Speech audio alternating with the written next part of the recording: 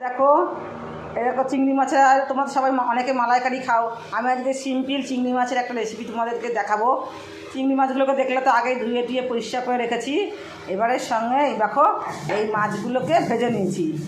ভেজে নিয়ে কড়াইয়ে জিরে শুকনো লঙ্কা ফোড়ন দিয়ে নিয়েছি।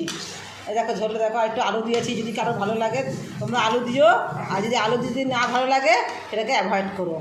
এবার দেখো ভাজা জিরে আর ভাজা শুকনো লঙ্কা বেটে নেওয়া হচ্ছে। বেটে নিয়ে তরকারির মধ্যে দিয়ে দেবো। এইগুলো এবার মাছগুলোকে কড়ার মধ্যে ছেড়ে দেবো আস্তে আস্তে করে। আমি আগেও বলছি এখনও বলছি, এই গরমে আমি মালাই চিংড়ি করলাম না। মালাই চিংড়ির রেসিপিটা তোমাদেরকে তাহলে দেখাতে পারতাম। মালাই চিংড়ি এই জন্যে করলাম না, যাদের জন্য করা হচ্ছে তারা অনেকেই খেতে চাইছে না গরমের মধ্যে। হ্যাঁ, ওই জন্য আমি পাতলা করে চিংড়ি মাছের ঝোল করছি আলু দিয়ে।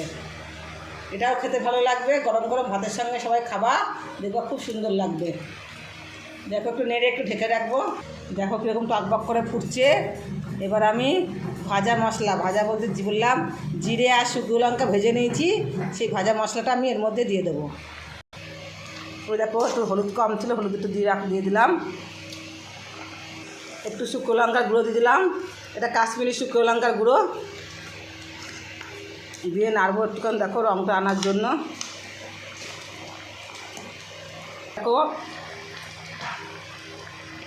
তখন এটা ভাজা গুঁড়ো মশলাটার মধ্যে দিয়ে দেওয়া হলাম।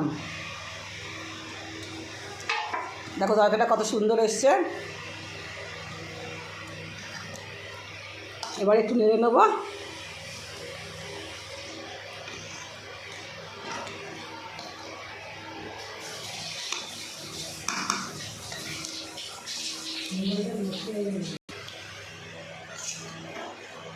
সুন্দর হচ্ছে দেখো। এই দেখো আমাদের চিংড়ি মাছ ঝাল রেডি।